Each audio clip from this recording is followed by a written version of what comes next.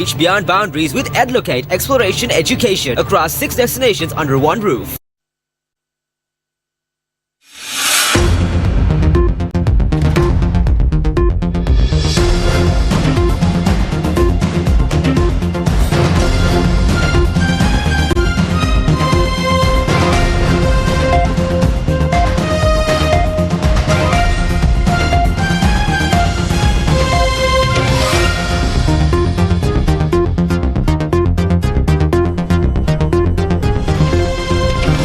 What's happening around the world and what's happening here at home? Good evening and welcome to Prime Time News here on TV1. It's the 10th of January 2024. For the Newsfirst team, I am Ravi Karunanayake. And I'm Sandro Ferdinando. Let's take a look at your headlines for tonight.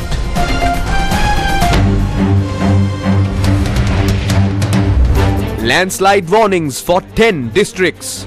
Columbo Badulla main road blocked from the 7th mile post in Halyala. Princess Anne, the Princess Royal of the UK, in Sri Lanka on a 3-day official visit. Antiterrorism Bill presented to Parliament. Tech giants voice concern over draft online safety bill. Says law could stifle innovation and investment. Health trade unions oppose allowance hike for doctors. Token strikes cripple hospital activities. ICC CEO meets sports minister in Colombo.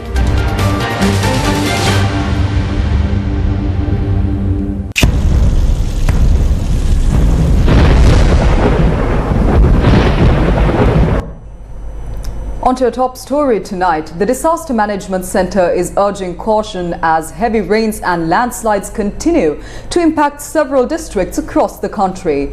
Areas of particular concern include Polonnaruwa, Batiklo, Ampara, Hambantota and Badulla, where authorities are monitoring the situation closely.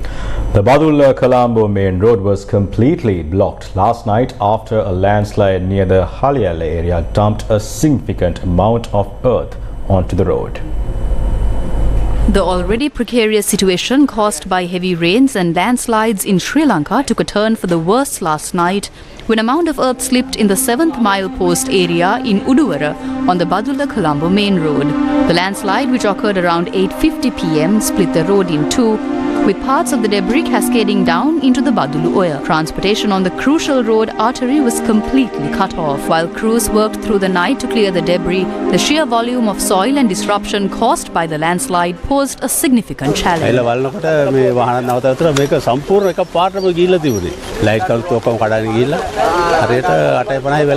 උඩින් පාරකුත් තියෙනවා මේ පල්ල මහා පාරත් එක මං හිතන විදිහට කැඩලා ඇත්තේ ප්‍රධාන පාර මං හිතන විදිහට ඒක තමයි පොඩ්ඩක් අපි සෝදිසියෙන් ඉන්න ඕනේ මොකද වාහනයක්වත් යට වෙලා මොකද මේ අනිත් එක ඉත ඉක්මනින් මේක පොඩ්ඩක් අයින් කරලා බලන්න ඕනේ. ඒ ආපු පස් කන්දිය බදුලුවේ හරහා බදුලුවෙන් එහා පැත්තට. The amount of earth cascaded down into the Badulla river and beyond. Fortunately, the Badulla is not blocked. This is one of the largest landslides witnessed in recent months. An 80-meter stretch of the road is buried under the mud.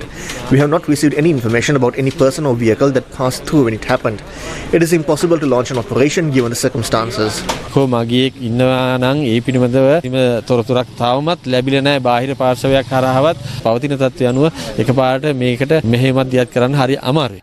Adding to the woes caused by the landslide on the Badulla-Colombo main road, concerns are mounting for students in the Badulla district preparing for their A-level examinations. According to Badulla District Secretary Prabhata Besundara, steps were taken to facilitate students at their nearest examination centre.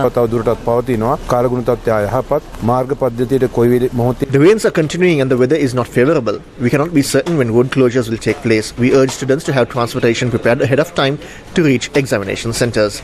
If there is any disruption, students can meet the chief invigilator of the nearest examination hall and the facilities will be provided to face the examination. විභාග මධ්‍යස්ථානයේ සාලාධිපතිතුමා හැම වෙලා විභාගය සඳහා අවශ්‍ය පහසුකම් ලබා ගැනීමේ හැකියාව සකස් කර තිබෙනවා. Early signs of a landslide in Ballaketuwa Alla were recorded on a mobile phone.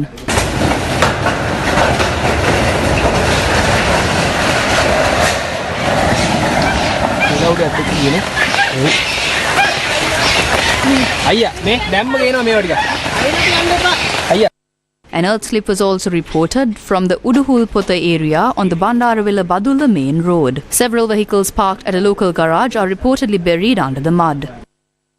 An earth embankment collapsed in the Dunhinda area on the Badulla Mahiyangania main road. A house located in Hunugalduwa Valimada also collapsed early in the morning with 3 people inside. As the monsoon season continues to pummel Sri Lanka, the picturesque Yala National Park has joined the growing list of areas facing disaster. Heavy rains have caused the park's main entrance at Palatupana to be inundated. Security forces led the safe removal of tourists and park staff from the submerged areas. Her Royal Highness the Princess Anne undertook the first official royal tour of the year, visiting Sri Lanka today. The Princess Royal met President Ranil Wickremesinghe at the President's house this evening.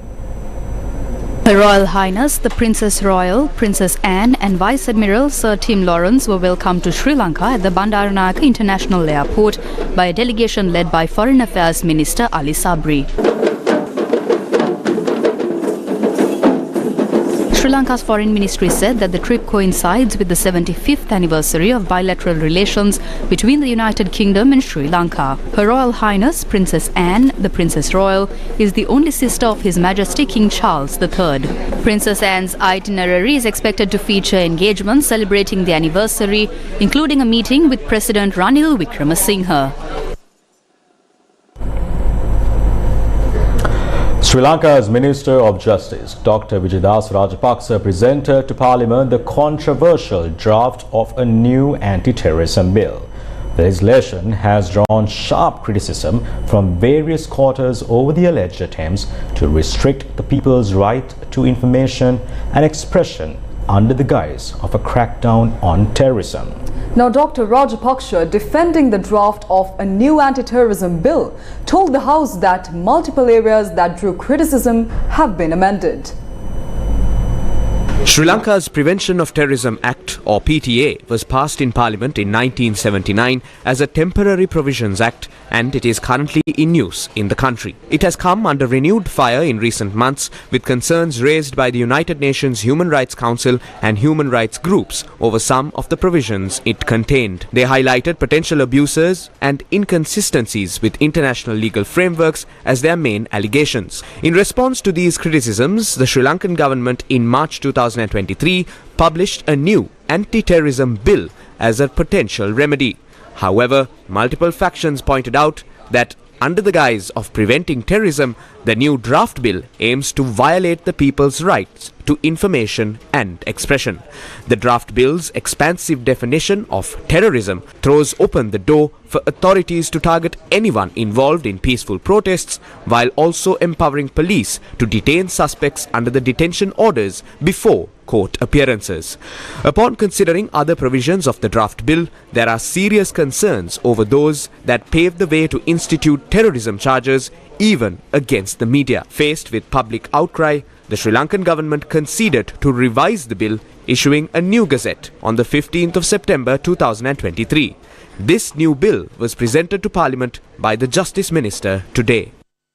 පවතින නීතියත් එක්ක මම කියන්නේ පාපොච්චාරණය මත චූදිතයන් වර්ධකරුවන් කිරීමේ හැකියාව. The provision of making an accused guilty based on confession alone has been removed from this bill and has been revised so that the normal evidence law will be applied. Secondly, as per the existing laws, the Defence Minister has the power to issue detention orders. It can be extended to a period of 3 months. The previous draft bill proposed for this power to be transferred to the DIGs. Upon considering the criticism that mounted, we have decided to move that power to an independent official, and that power will be given to the Defence Secretary. If he is satisfied on the facts presented by the IGP, a 1-month detention order can be issued. If it needs to be extended, it should be subject to approval from the magistrate. Thereby, the entire judicial process will be followed. Even when a detention order is given, the magistrate must be notified about it. In addition, the Human Rights Commission is given the power to observe and monitor these individuals. Third was the lack of definition on terrorism. Therefore, what is terrorism? There was no internationally accepted definition for terrorism. The UK, India and US have their own definitions. However, our definition is somewhat similar to the UK definition, but it is not as serious. The UK counter-terrorism legislation designates any member of any organised criminal gang as a terrorist.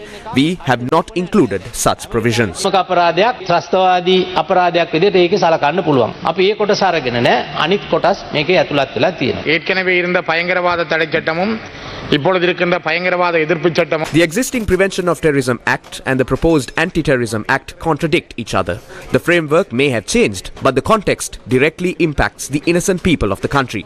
The people are not satisfied with this legislation. You are trying to introduce a plan that would deactivate the democratic struggles. நீங்கள் கொண்டு வந்ததும் ත්‍රස්තවාදයේ වැළැක්වීම සඳහා නීතියක් නැති රටක් කියන්නකො ඔබතුමා. කියන්නකො එක රටක් ඉන්දියාවේ නැද්ද? பயங்கரவாத தடை சட்டம் Every country has an anti-terror legislation. However, the PTA has brutally impacted the Tamil community in Sri Lanka. Anti-terrorism legislation in other countries does not inconvenience the public. அந்த அழிப்பு நடக்கவில்லையே. ප්‍රභාකරන් දොරයප්පා හින්දු කෝවිල ඇතුළේ මැරුවේ මේ Prabhakaran killed Durayappa inside a Hindu temple and hundreds of other Tamil leaders. People like Lakshman Kadragamar, who could have led this country, as well as those who could have been made Prime Minister, were killed. Who killed Lakshman Kadragamar? Who killed Amirthalingam? Who killed Neelanda Selva? Who bombed the Temple of the Truth? Who killed the Hajj pilgrims in Kathankudi? The rest is up to you. ආත්තංකුඩියේ මුස්ලිම් මිනිස්සු මරපු ඔක්කොම තමුන්නාන්සේ අනුමතයි. ඒ ඔක්කොම අනුමතයි. பாராளுமன்றத்திலே 22 பாராளுமன்ற உறுப்பினர் During Prabhakaran's time, 22 MPs represented Parliament. When Selva was engaged in a non-violent struggle, who sent thugs to attack? When 154 Tamil farmers were killed, the police looked on. What weapons did those farmers possess? Prisoners were killed inside the Valikata prison. Kuttamani's eyes were gouged out. Were these done with the PTA? How many others were killed in the same way? The Jaffna library was set on fire. Were you asleep when these crimes were taking place? Do not force the future generations to use arms. You speak of a list of what happened in the past. You all killed thousands. What happened to those who surrendered? எத்தனை படுகொலை அதை சொல்லுங்கள் தயவு செய்து. බාර වුණා 12800 ගාණක්. ඒ සියලුම සංඛ්‍යාව Around 12,800 surrendered. All of them were rehabilitated and reintegrated into society. They are now living well. He asked if I was asleep when incidents took place in the 1950s. I do not know what happened during that time, as I was not even born. We know of these things better than you do. දේවල් අපි දන්නවා ඔබතුමාට වැඩිය හොඳින්. ආණ්ඩුවට මොකක් හරි කරන්න කිව්වත් ත්‍රස්තවාදී කරන්න එපා. This government will term anything as terrorism. That would also include media institutions and journalists who hold views against the government. In recent years, a poet was held under the PTA. The IUSF convener was branded a terrorist and held under this act. This political culture is not being used to crack down on terrorism. Instead, it is being used to crack down on dissent. That is the issue. නෙමෙයි. ඇත්තටම මේක පාවිච්චි කරන්නේ විරුද්ධ මතධර්ම දේශපාලන අදහස් දරන අය මර්ධනය කරන්න. එතනයි ප්‍රශ්නේ තියෙන්නේ. Tech giants have sounded alarm over Sri Lanka's proposed online safety bill. The Sri Lankan government is expected to table the draft bill to the parliament on the 23rd of January. Now, the proposed legislation faces criticism for potentially infringing upon fundamental rights like freedom of expression and opinion and even the right to information. Public Security Minister Dilan received a lengthy letter expressing these concerns from the Asian Internet Coalition dated the 8th of January. The Asia Internet Coalition, representing major tech companies like Google, Meta and Amazon, has voiced strong concerns about Sri Lanka's draft online safety bill, urging the government to make extensive revisions before passing the legislation. In a letter to Public Security Minister Dilan, the AIC warned that the bill in its current form poses several critical threats, including the following. The bill defines prohibited statements too broadly, potentially criminalizing legitimate online discourse. This raises concerns about censorship and suppression of dissent. Several offences covered by the bill already exist in existing laws, creating legal uncertainty and redundancy. Criminalizing online content deemed false or harmful is a harsh and unnecessary restriction on freedom of expression. The independent oversight of the proposed Online Safety Commission is questioned, raising concerns about potential political interference and misuse of power. The AIC highlighted the potential harm to Sri Lanka's flourishing digital economy, warning that overly restrictive regulations could stifle innovation and investment. The AIC calls for the government to align the bill with international human rights standards and best practices on online content regulation. The AIC represents Google, Meta, Apple, X, Amazon, Yahoo, Booking.com, Expedia Group, GoTo, Rakuten, LinkedIn, Spotify and Snap Inc. MP Tushar Indunil warned that the introduction of such legislation would cost investments coming into Sri Lanka. President Ranil Wickremesinghe, who spoke about free Wi-Fi, 3G, 4G and even Google Loon, is now trying to bring forward laws regarding online activity. If late President Premadasa had decided to introduce labour laws and regulations when apparel factories were being set up during his time, none of those investors would have come to the country. Likewise, if similar methods are adopted with regards to online activity, how can this country move forward with investments?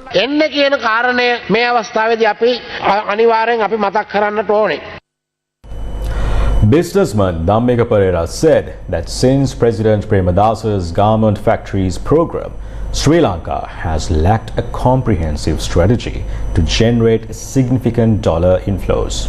Pereira said that he initiated a new program for the same through the IT sector of the country. Now, he made these remarks at the opening of the 120th DP Education Computer Training School at the Uddakandara Raja Mahavihara in Thissamaharama today. free trade zone. After the free trade zone was declared open by J.R. Jayawardena and textile industries were initiated by Premadasa, for 33 years the country did not have any program that brought dollars into the economy. So we created IT job zones through the DP Silicon Valley IT office. This country can be uplifted. There should be a plan and everyone should come together to do so. But what everyone in this country does is discuss the issues. No one is giving a solution. We need a plan that generates more money for the people of this country. The children who will grow up in 5 years will not be able to manage their lives with 1 acre of land. There isn't any more land either. In the end, although we keep mentioning agriculture all the time, the concept of farming communities will not be valid. When the 2 children in a farming family grow up, that will expand to 3 families. They cannot live with the same old wage. How will that family that finds it difficult to survive now survive in another 5 years with all their children growing up? 3 families cannot survive like that. The land they own will not double with time. Today we demonstrated how these children can be brought into the IT field.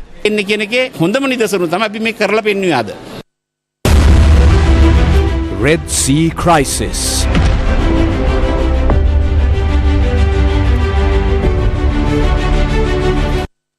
The Red Sea, a crucial international trade route, has been facing disruption since December 2023 due to attacks on commercial ships by Houthi rebels. Last week, President Ranil Wickremesinghe declared that Sri Lanka will contribute a navy vessel to counter Houthi rebel attacks on merchant ships. A group of countries led by the United States have warned Yemen's Houthi rebels of consequences unless they stop their attacks on Red Sea ships. However, the attacks have not stopped.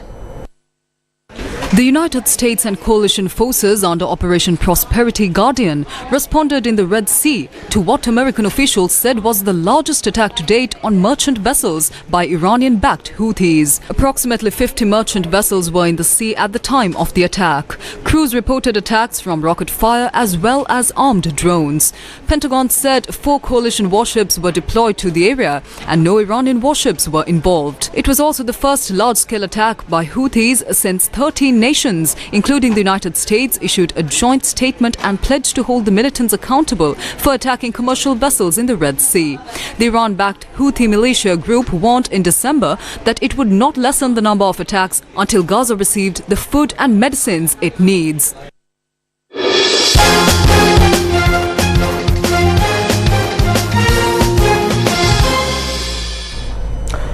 Sri Lanka Sports Minister Harin Fernando and International Cricket Council Chief Executive Officer held a meeting today. The Chief Executive Officer of the International Cricket Council, Jeff Allardyce, arrived in Sri Lanka and met with Sports Minister Harin Fernando in Colombo to discuss the future of Sri Lanka cricket.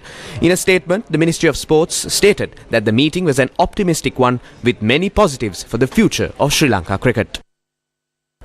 Sri Lanka's health sector is in turmoil once more over a decision made by the government to offer a Rs 35,000 allowance hike for doctors. Now, doctors are a faction who previously joined forces with other professional trade union collectives, demanding the government to reduce the payee tax imposed between 6% and 36% based on income thresholds. Numerous trade unions engaged in token strikes even today, calling for the same relief that was afforded to doctors. Following a decision by the President, Cabinet was notified on Monday regarding the increase of the disturbance, availability and transport allowance or DAT allowance for doctors from 35,000 to 70,000 rupees. Professionals in supplementary health services launching a 48-hour token strike at 8 this morning claimed that they too should be granted this allowance. A diverse group of trade unions representing public health inspectors, entomologists, dental therapists at schools, compounding pharmacists, ECG technicians, EEG technicians, ophthalmologists, public health laboratory technicians and dental technicians are part of this token strike. The token strike hampered activities at numerous hospitals island-wide, including the National Hospital in Colombo, Gampaha District General Hospital, Mathura District General Hospital, Kurunagala Teaching Hospital, Karapitiya Teaching Hospital, Kandy District National Hospital and the Anuradhapura Teaching Hospital. It also caused severe distress to many patients at the respective hospitals.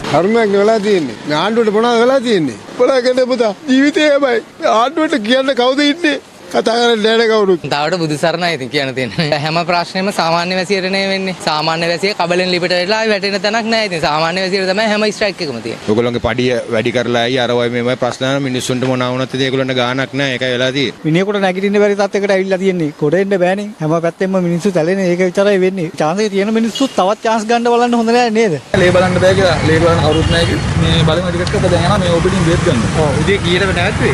උදේ 6 මාට. ඊට පස්සේ මොකද ඒගොල්ලෝ කිව්වේ? බලන්න මොකද කවුරුත් නැහැ ටිකට් මේ ලියන්න ලේ ගන්න කවුරුත් නැහැ ලේ බලන්න කවුරුත් නැහැ ECG එකක් බැලුවෙත් නැහැ පපේ කමර ඇදලා ආවේ ටිකට් කපලා එව්වා අපි. යන්න බා කවුරුත් බලන්න කියන්නේ නැහැ කිව්වා. බලන්න දෙමෙර යන්න.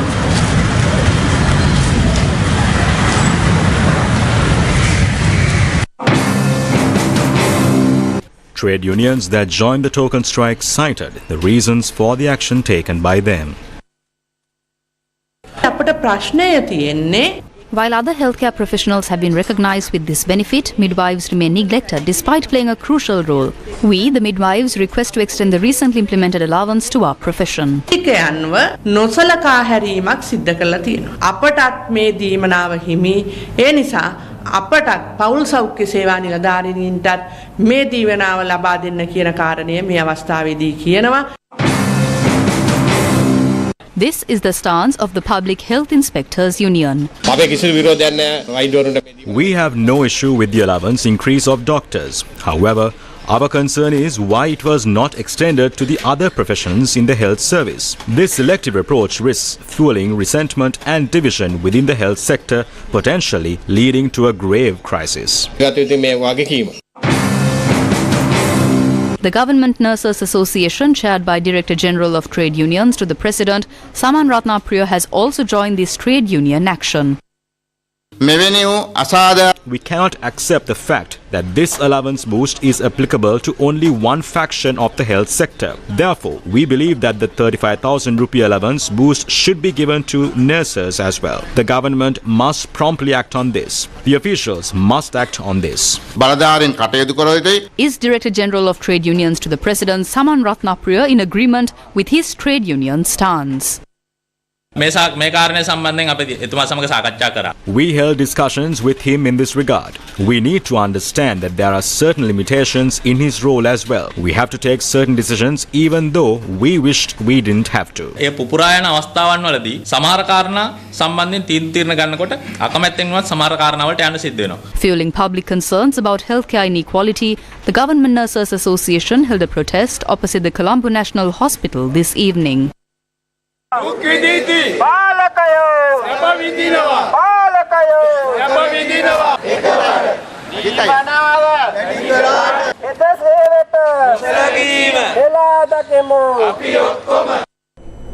The Malaga Magistrates Court dismissed a request by former Health Minister Kehelia Ramukvella to intervene in the ongoing case related to the controversial human immunoglobulin procurement deal as an aggrieved party. Magistrate Lochani Abe Vikrama, in her decision, stated that the court and the Attorney General stand by the people. The case filed over the controversial human immunoglobulin procurement deal was taken up at the Malaga Magistrates Court, and President's Counsel U.R. De Silva, appearing for ex-Health Minister Kehelia Ramukvella, requested to intervene in the matter as an aggrieved party or an unsatisfied party. Deputy Solicitor General Lakmini Girihagama, appearing for the Attorney General's Department, objected to this request and noted that there is no reason for the ex-Health Minister to be named as an aggrieved party or an unsatisfied party. She pointed out that the aggrieved party or an unsatisfied party in this case is the people of the Sri Lankan Republic. Magistrate Lochani Abe Vikrama pointed out that the court and the Attorney General appear for the unsatisfied people and noted that the counsel appearing for Kehelia Ramukvella can be seated in court to observe the proceedings. Deputy Solicitor General Lakmini Girihagama pointed out that given that several top officials from the Health Ministry are in the court dock, the responsibility in this matter directly falls on the ex-Health Minister. Therefore, she noted that allowing Kehelia Ramukvella to intervene as an aggrieved party in this matter would raise concerns among the people with regard to the process of serving justice.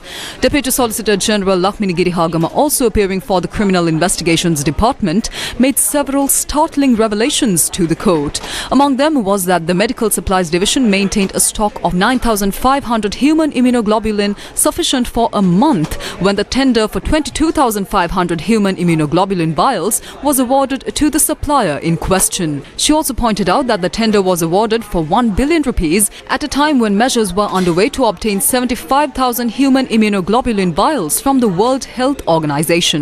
Upon considering the submissions that were made, former Health Secretary Janaka Sri Chandragupta and 6 other suspects who are held in remand custody were returned to remand custody until the 17th of January 2024.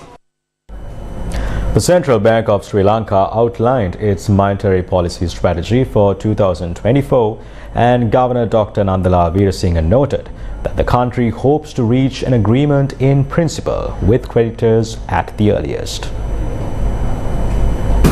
And also on the other side of the reforms, not only the fiscal, the cost-reflective pricing mechanism, especially in the utility area, especially managed provided by state-owned business enterprises, means EPC and electricity. That's also an important reform that was introduced by the government last year. And also other one is to complete the, as I said earlier, to address the sovereign debt crisis. That's the government successfully completed the domestic debt optimization operation, as you know, I think somewhere back in August, September last year.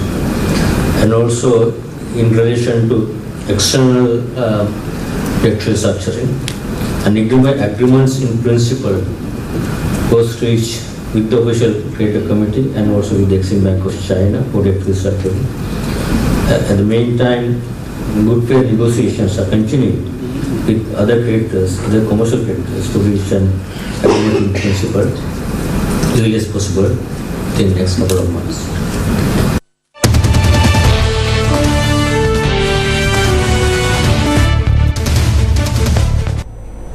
Parliamentarian Dilan Pereira expressed his views on rumours of an alliance during a media conference convened by the Freedom People's Congress today. කවුරු දැන් ඇවිල්ලා මෙතන සමහර වෙලාවට එක සිල්ලර සහ තොග සහ සිල්ලරට මාරු කර කතා කරත් Regardless of the rumors you hear, we made the decision to form an alliance with SJB 4 or 5 months back. It is because Dalasala Peruma was nominated by Sajith Premadasa as a presidential candidate that this alliance was formed. There was a discussion between Dalasala Peruma and Madhuma Bandara once again. This was held at the premises of Madhuma Bandara. We were all present for it. We requested for a special position for Dallas apart from the position he holds in the panel. That was not something Dallas requested for, it was our request. They refused initially, but then made another request of appointing him as a deputy leader, and after further discussions, it was decided to appoint him as the convener instead of deputy leader. If they had accepted the request of making him the deputy leader much earlier, we would have formed this alliance much before. අද අපි සියලු දෙනාම අපේ කණ්ඩායමේ සියලු දෙනාම අපි අනිවාර්යයෙන්ම ගිහිල්ලා මේ මහා සන්ධානය ගොඩනැගීමේ කාරණය මීට වඩා ඉක්මන් කරගන්න තිබුණා.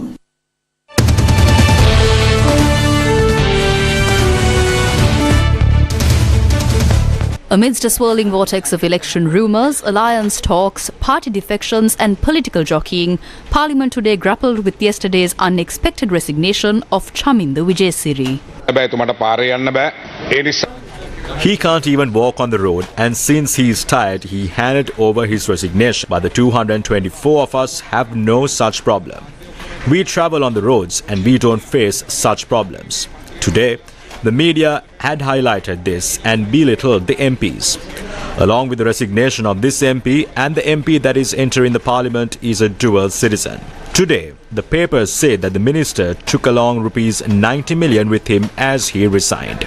It was said that the MP took rupees 900 million from the MP next on list as he resigned. I wish to notify this House that this MP has never taken part in politics for money.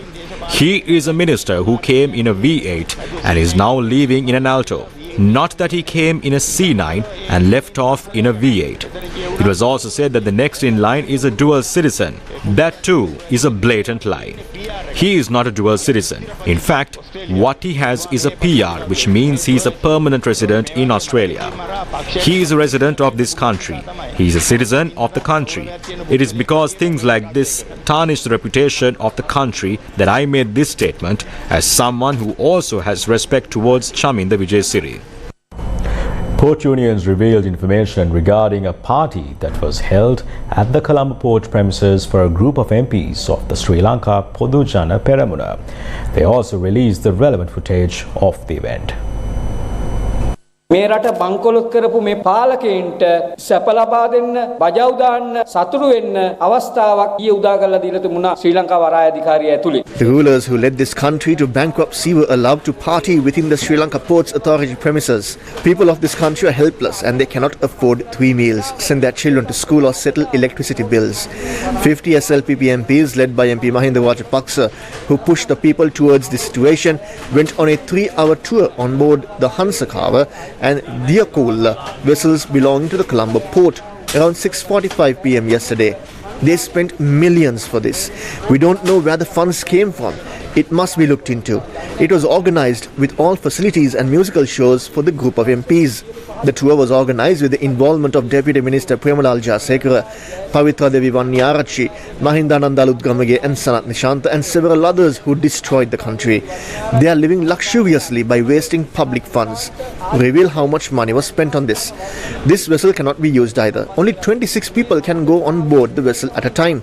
That limit was exceeded. Both these vessels are used for dredging, but they were sent outside the port limits to the out harbour area. භාවිතා කරන්නත් බෑ යාත්‍රාවේ යන්න පුළුවන් ප්‍රමාණය 26ක් ඒ ඉක්මෝල මේ සඳහා අරන් ගිහිල්ලා තිනවා මේ යාත්‍රා දෙකම ඩ්‍රෙජින් කටයුතු සඳහා යොදව ගන්න යාත්‍රා දෙකක් වරාය සීමාවෙන් එළියට අවුට් හාබර් එකේ කියන ප්‍රදේශයටත් ගිහිල්ලා තියෙන බව තමයි අපිට තොරතුරු වාර්තා වෙන්නේ.